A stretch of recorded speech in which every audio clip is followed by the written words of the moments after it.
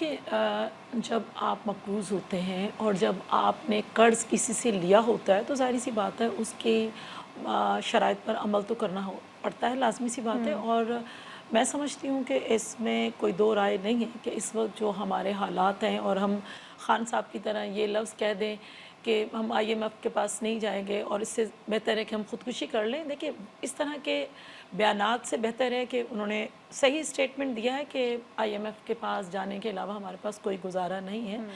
और मैं समझती हूँ कि कर्ज़ तो तमाम तरक्की याफ्ता ममालिक भी लेते हैं, लेकिन उस कर्ज़ को जी बिल्कुल हम अदा भी करना चाहिए। और मैं समझती हूँ कि तमाम पॉलिटिकल पार्टीज़ जिसकी भी गवर्नमेंट आई, सबसे कम कर्ज़ अगर आप देखें, बेशक आप अच्छी तरीके से सर्च भी कर सकते हो, माशाल्लाह आपके इल्म में भी है शुमाइला, कि सबसे कम जो है ना कर्ज़ पाकिस्तान पीपल्स पार्टी ने लिया।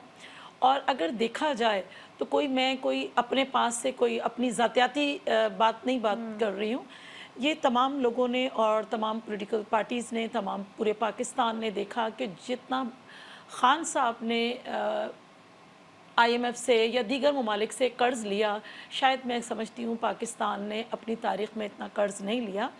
इसके कसूरवार खान साहब भी हैं और दीगर, मैं कहती हूँ कि एक ही को हम मलबा नहीं डालते, लेकिन तमाम जितने भी स्टेक होल्डर्स रहे हैं या जिनकी भी जमातें बरसर इक़्तिदार आई हैं, उन्हें अगर वो टाइम पे कर्ज़ अदा करते रहें।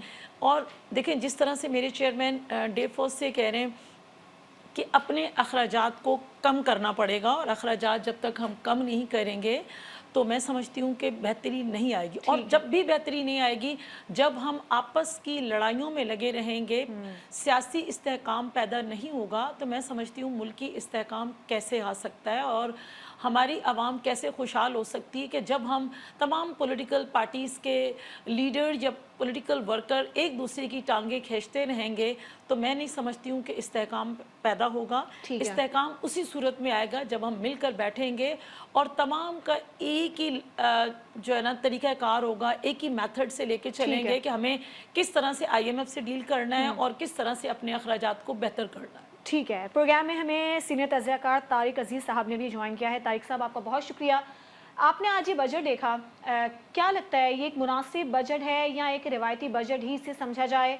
और आइंदा आने वाले दिनों में आपको क्या लगता है कि आवाम को कुछ रिलीफ मिलने का इम्कान है या मजीद महंगाई में इजाफा होता देख रहे हैं? पहले तो एज ए जर्नलिस्ट कम्युनिटी के तौर पे मैं आपको बता दूं, इस बजट के में सहाफ़ी मीडिया वर्कर्स के लिए जो हेल्थ इंश्योरेंस का जो था एक इशू था, वो उसका बाकायदा ऐलान कर दिया गया है और उसके लिए फंड्स भी मुख्तस किए गए हैं। ये हमारी यूनियन का मुतालबा भी था, प्रेस क्लब का मुतालबा भी था, तो ये तो एक अच्छी बात हुई थी, उन्होंने किया है। अब एक जर्नलिस्ट मजबूरी तौर पर बात करते हैं, उसमें जो है डिटेल अभी तक बजट जो है शायद किसी भी नहीं पढ़ा हो, लेकिन जो मैंने अभी चीज़ें देखी हैं उसमें ये है कि जो कम से कम वेजेस थी 32,000 थी, 32,000 जो वेजेस कम से कम थी, उसमें से 5,000 इजाफा किया गया, उसको 37,000 रुपया किया गया था। एक आम आदमी के लिए बहुत बड़ा रिलीफ है। और बेनिफिट इनकम सपोर्ट प्रोग्राम का जो है उसकी जो कीमत में, उसकी जो फंड्स में हैं, जो उसके लिए रकम है, उसमें भी इजाफा किया गया है। इसके अलावा बड़ा, आप भी जानते हैं, सब लोग जानते हैं, मुल्क बड़ा क्राइसिस में है और मुआशी तौर पर हम बड़े एक उस क्राइसिस में है। IMF का प्रेशर भी है और महंगाई के इस दौर में, और ख़जाना ऑलमोस्ट हमारा खाली है। इसके बावजूद 25% इजाफे जो है तनख्वाहों में इजाफा भी किया गया है, पेंशन में इजाफा भी किया गया है। तो ये काफ़ी चीज़ें अभी जब तक कुछ चीज़ें सामने आई हैं तो हैं। अलबत्ता जो चीज़ें जिस पर टैक्स लगे हैं, जो महंगी हुई हैं, यकीनन उसमें महंगाई का वो एक अंसर जो है, या उसमें अब लग्जरी गाड़ी, जो बड़ी गाड़ियाँ हैं, वो 5-7 करोड़ की है, 2-2.5 करोड़ की गाड़ी का आम आदमी तो नहीं लेता। अगर 2-2.5 करोड़ की गाड़ी है तो उसके ऊपर टैक्स लगा है, वो यकीनन उस पर लगना भी चाहिए था कि उनको जो है, जो लोग अफोर्ड कर सकते हैं उनके ऊपर है। इसी तरह महंगे मोबाइल हैं, अब जो 5 लाख का, 4 लाख का, 6 लाख का मोबाइल है, उसके ऊपर मजीद टैक्स लगा है। टैक्स भी बात चीज़ों पर लगेंगे, लेकिन आम आदमी के इस्तेमाल के लिए जो चीज़ें हैं वो उन पे ऐसी अभी तक कोई चीज़ सामने नहीं आई। अगर किसी दोस्त का कोई पाव तो हो तो मुझे बता दें।